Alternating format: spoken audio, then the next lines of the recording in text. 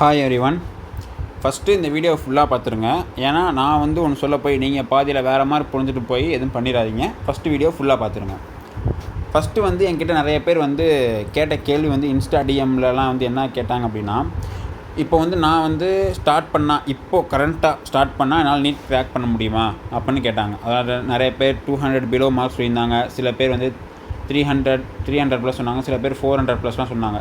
இப்போது 200க்கு கீழே எடுத்திருக்காங்க, 400க்கு கீழே எடுத்துருக்காங்க. அப்போ 2 டைப் ஆஃப் ஸ்டூடெண்ட்ஸுமே எப்படி நீட்டை இப்போ ஆரம்பித்து கிளியர் பண்ணுறதுன்னு கேட்டுருக்காங்க. இப்போ அதுக்கான ஆன்சர் தான் பார்க்க போகிறோம். இப்போ ஸ்டார்ட் பண்ணால் நீட்டுக்கு 6 மாதம் இருக்குது கரெக்டாக. ஆனால் லாஸ்ட்டு 1 மந்த் ஏப்ரலில் நம்ம கணக்கே எடுத்துக்கக்கூடாது. அதனால் இப்போ 5 மாதம் மட்டும் தான் நம்ம கையில் இருக்குது. ஓகேவா? இந்த 5 மாதத்தில் 150 டேஸ், அதாவது 150 நாட்கள் இருக்குது. இதை 90 + 16 பிரிச்சுக்கலாம். இப்போ அந்த 90 டேஸ், ஃபஸ்ட்டு 90 டேஸில் என்ன பண்ணுறதான் அந்த வீடியோவில் பார்க்கலாம். இப்போது 150 நாட்கள் இருக்குது. 90 நாட்களில் என்ன பண்ணணும் நம்ம பார்க்க போகிறோம்.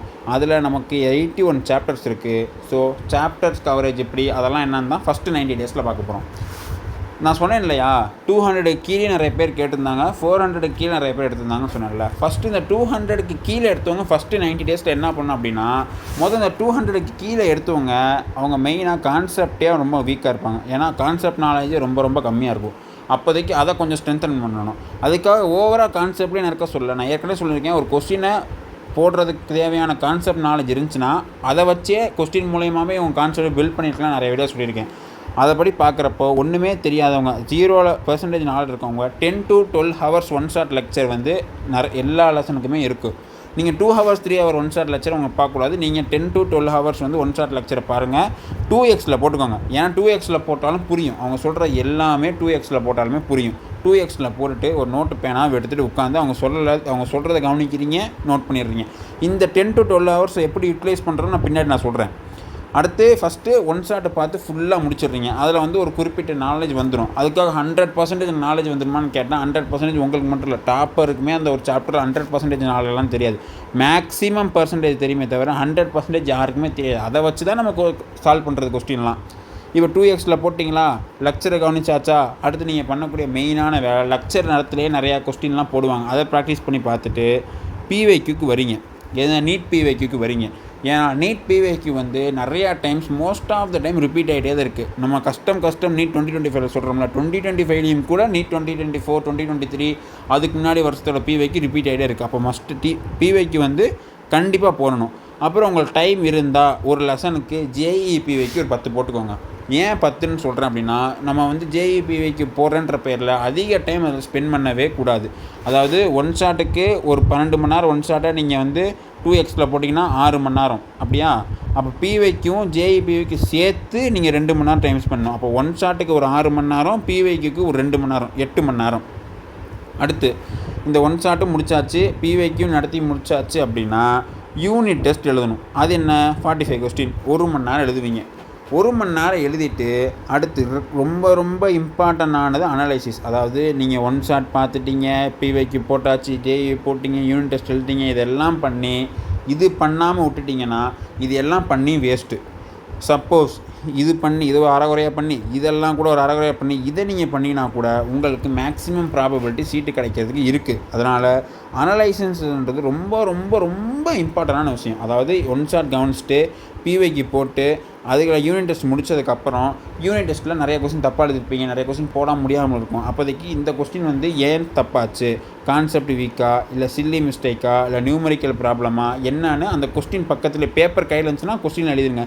இல்லை நான் ஆன்லைன் டெஸ்ட் எழுதுறேன் அப்படின்னா யாருக்குன்னு ஒரு தனியாக நோட்டு போட்டுருங்க. சாப்டர் எழுதுறீங்க, சாப்டர் நேம், அதாவது இப்போ கரண்ட் எலக்ட்ரிசிட்டி அப்படின்னு எழுதி இந்த ஃபஸ்ட்டு கொஸ்டின் தப்பான கொஸ்டின் மட்டும் நம்பரை போட்டு இது ஏன் தப்பு, கான்செப்ட் வீக்கு, இல்லை சில்லி மிஸ்டேக்கு, என்ன பிரச்சனையோ அதை போட்டு வச்சிடுறீங்க. ஓகேவா? ஏன்னா அனலைசிஸ் ரொம்ப முக்கியம். இப்போ 400க்கு கீழே எடுத்தவங்களும் என்னென்ன பண்ணணுன்ற பார்க்கலாம். நீங்கள் ஏற்கனவே கான்செப்ட்லலாம் கொஞ்சம் ஸ்ட்ராங்காக தான் இருப்பீங்க. ஏன்னா ஏற்கனவே 400 எடுத்திருக்கீங்க அப்படின்னா கான்செப்ட் ஸ்ட்ராங்காக தான் இருக்கும்.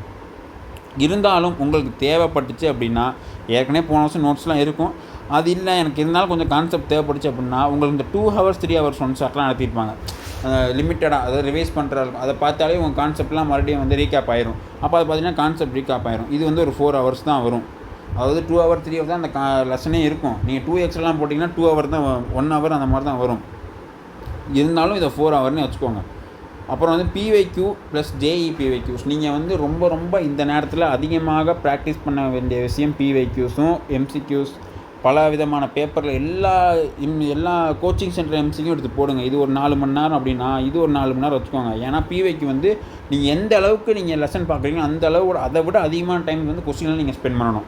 அடுத்து நீங்களுமே யூனிட் டெஸ்ட் எழுதணும், அனலைஸ் பண்ணணும். உங்களுக்கும் அப்படி தான் அனலைசிஸ் வந்து ரொம்ப ரொம்ப முக்கியம். இதெல்லாமே உங்களுக்கு தெரியும். ஏன்னா இதெல்லாம் நீங்கள் பண்ணனால தான் நீங்கள் ஒரு 400 மார்க்கே வந்திருப்பீங்க. இது பண்ணலன்னா நீங்கள் வந்திருக்க முடியாது. இதெல்லாம் உங்களுக்கு தெரியும். ஆனால் நீங்கள் எதில் திரும்ப மாட்டுவீங்க? அதுக்கு முன்னாடி வந்து நான் வந்து பயாலஜி சொல்கிறேன்னு சொல்லியிருந்தேன்ல. பயாலஜி வந்து எப்படி படிக்கணும் அப்படின்னா, ஃபிசிக்ஸ் கெமிஸ்ட்ரி வந்து லெக்சர் பார்த்து நோட்ஸ் எடுத்து படிக்கணும். ஆனால் பயாலஜி என்ன பண்ணணும்னா line by line NCERT teach பண்ணி வீடியோஸ் நிறைய பேர் போட்டிருப்பாங்க. தமிழ்லையுமே இருக்குது. அந்த வீடியோவை எடுத்து உட்காந்து பார்க்குறீங்க. அந்த வீடியோவை எடுத்து இப்போ ஃபார் எக்ஸாம்பிள் பயாலஜிக்கல் கிளாஸிஃபிகேஷன் வந்து எடுத்தீங்க அப்படின்னா Monera, Protista, Fungi, Plantae, Animalia, virus. மொனிராக்கு முன்னாடி ஒரு இன்ட்ரடக்ஷன் பார்ட் ஒரு 2.5 பேஜஸ் வந்து இருக்கும். இப்போ இந்த introduction part 2.5 page line by line ஒரு சார் நடத்துவாங்களே, அதை பார்க்குறீங்க. பார்த்துட்டு அந்த வீடியோ அப்படியே பாஸ் பண்ணிவிட்டு நீங்கள் வந்து என்ன பண்ணணும், ரீட் பண்ணணும். நீங்கள் அந்த இன்ட்ரடக்ஷனை பார்த்து உங்களுக்கு எல்லாமே புரிஞ்சிருக்கும். அதை நீங்கள் வந்து இப்போ வந்து சும்மா ரீட் பண்ணுறதுக்கு 1 மணி நேரம் ஆகுது, ஒரு அரை மணி நேரம் 1 மணி நேரம் ஆகுதுன்னா நீங்கள் வீடியோ பார்த்து ரீட் பண்ணால் 10 நிமிஷம் 1/4 மணி நேரத்தில் முடிச்சிடலாம். அப்போதைக்கு அப்படி நான் ஏற்கனவே சொல்லியிருக்கேன், ரீட் பண்ணுறப்போ நீங்கள் கொஸ்டின் எடுக்கணும்னு சொல்லியிருக்கேன். அப்போதைக்கு அந்த 15 நிமிஷத்தில் நீங்கள் ரீடும் பண்ணி முடிச்சிடலாம். அதுலேருந்து நீங்கள் கேள்வி உங்களுக்கே கேட்டு நீங்கள் ஆன்சர் பண்ணி முடியும். ஏன்னா நீங்கள் கவனிச்சா ஈஸியாக முடிச்சிடலாம். அப்போது லைன் பை லைன் வீடியோ பார்த்து நீங்கள் படிக்கணும். அது எப்படி? இன்ட்ரடக்ஷன். இப்போ நான் பயாலஜி கிளாஸிஃபிகேஷன் சொல்லிகிட்டு இருக்கேன். இது இன்ட்ரடக்ஷன் முடிக்கிறீங்க அப்படின்னா அதுக்கு வந்து படித்து முடிச்சிடணும். அடுத்து மொனிரா பார்க்குறீங்கன்னா மொனிராவை படித்து முடிச்சிடணும். அப்புறம் புரோட்டிஸ்டாவை பார்க்குறீங்கன்னா அதை படித்து முடிச்சிடணும். இந்த மாதிரி ஒவ்வொரு டாப்பிக்கு படித்து முடிச்சு வந்தீங்கன்னா நீங்கள் ஈஸியாக போகலாம். உங்களுக்கு ஒரு மோட்டிவேஷன் கிடைக்கும். நம்ம படிச்சுட்டே வரோன்னு தெரியும். நான் ஃபுல்லாக பார்த்துட்டு தான் படிப்பேன் அப்படின்னா அது கொஞ்சம் லேக் அடிக்கும். அடுத்து பயாலஜிக்கும் யூனிட் டெஸ்ட் முக்கியம். அதுக்கும் அனலைசிஸ் வந்து ரொம்ப ரொம்ப ரொம்ப முக்கியம். அப்போது பயாலஜிக்கு லைன் பை லைன் வீடியோ பார்க்குறீங்க, ஒவ்வொரு டாபிக் படிக்கிறீங்க, யூனிட் டெஸ்ட் எழுதுறீங்க. அது ஏன் தப்பான கொஸ்டினை ஏன் தப்புன்னு அனலைஸ் பண்ணுறீங்க. அதே மாதிரி 2x'ல போடுறீங்க, பிவைக்கு சால்வ் பண்ணுறீங்க, யூனிட் டெஸ்ட் அனலைசிஸ். அதாவது அனலைசிஸ் வந்து ரொம்ப ரொம்ப முக்கியம். இப்போது 200 மார்க் எடுக்கிறவங்களும் சரி, 400 மார்க் எடுக்கிறவங்களும் சரி, காமனாக பண்ணுற மிஸ்டேக் என்ன தெரியுமா? ரிவிஷன். நிறையா பேர் நீட் 2025ல் கூட நிறைய பேர் வந்து நான் கிராக் பண்ணிடுவாங்கன்னு நினச்சிக்கிட்டு இருந்தேன். ஆனால் அவங்களாம் கிராக்கே பண்ணலை. அதுக்கான காரணம் வந்து என்னன்னு கேட்டால் ரிவிஷன் பண்ணலை. கேட்டால் அவங்க என்ன சொல்கிறாங்கன்னா ரிவிஷன் பண்ணுறதுக்கே டைம் பத்தலான்றாங்க. ஏன் ரிவிஷன் பண்ணுறதுக்கு டைம் பத்தலை அப்படின்னா அவங்க வந்து சரியாக படிக்கலை, ரிவிஷன் சரியாக பண்ணலை.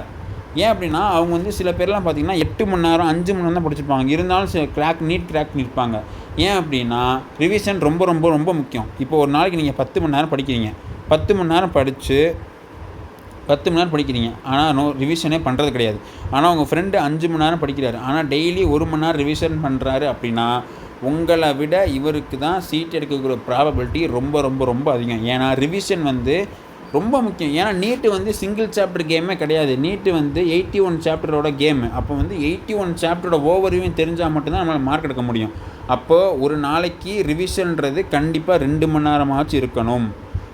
இப்போ அந்த நான் சொன்னேன் இல்லையா, நீங்கள் எல்லாருமே பண்ணணுன்னு. அந்த பிகினராக இருந்தாலும் சரி, 400 மார்க்காக இருந்தாலும் சரி, நீங்கள் வந்து இப்போ நான் வந்து அவங்களுக்கு நான் சொல்லிடுறேன். 200 மார்க் எடுக்கிறவங்களுக்கு என்ன பண்ணணும், எஃபிஷியண்ட்டாக எப்படி பண்ணணும்னு சொல்லிடுறேன். ஏன்னா நிறைய பேர் சொன்னது இந்த மாதிரி பண்ணால் எனக்கு கொஞ்சம் வந்து போர் அடிக்காமல் இருக்குது, லேக் வராமல் இருக்குது, நான் ஈஸியாக வந்து நான் அந்த மாதிரி நான் பண்ணிடுறேன் நிறைய பேர் சொல்லி நான் கேள்விப்பட்டிருக்கேன். அதனால் உங்களுக்கு நான் சொல்கிறேன். இப்போ நீங்கள் காலையில் எத்தனை மணிக்கு எந்திரிக்கணும்னு நீங்கள் தான் முடிவு பண்ண போகிறீங்க. ஆனால் ஒரு நாளைக்கு நீங்கள் இப்போ 200க்கு கீழே எடுத்துக்கிங்க, தயவுசெய்து 12 மணி நேரம் படிக்கணும். நிறைய பேர்லாம் 16 மணி நேரம் 17 மணி நேரம் படிச்சுக்கிட்டு இருக்காங்க. இருந்தாலும் நான் உங்களை 12 மணி நேரம் தான் நான் உங்களை படிக்க சொல்கிறேன். அந்த 12 மணி நேரத்தில் நம்மளோட ஃபஸ்ட்டு 2 ஹவர்ஸ் வந்து ரிவிஷனில் தான் இருக்கணும். ஏன்னா காலையில் எந்திரிச்சோன்னு தான் நம்ம பிரெயின் ஃப்ரெஷ்ஷாக இருக்கும். ஃப்ரெஷ்ஷாக இருக்கப்போ பயாலஜி ரிவைஸ் பண்ணால் படிக்கலாம், ஃபிசிக்ஸ் ஃபார்முலா எடுத்து பார்க்கலாம், கெமிஸ்ட்ரி ஆர்கானிக் ஈக்குவேஷன் எடுத்து பார்க்கலாம். நமக்கு பிரெயின் ஃப்ரெஷ்ஷாக இருக்கப்போ கஷ்டமான விஷயத்தை செஞ்சு ரிவிஷனை முடிச்சிடலாம். அதுக்கப்புறம் மைண்ட் வந்து டயர்டாகும்.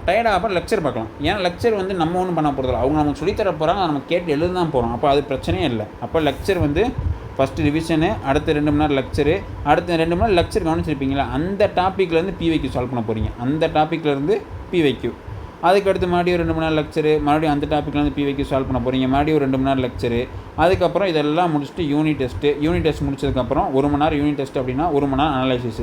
அந்த அனலைசிஸில் என்னென்ன இருக்கணும், நான் எந்த கொஸ்டினில் என்ன தப்பு பண்ணேன், அது ஏன் தப்பு பண்ணேன், கான்செப்ட் வீக்காக இருக்கேனா, நியூமரிக்கல் சால்வ் பண்ண தெரியலையா, இல்லை வேறு எதுமா, அதெல்லாம் அனலைஸ் பண்ணிங்க அப்படின்னா சீக்கிரத்தில் அதிக மார்க் எடுக்கலாம்.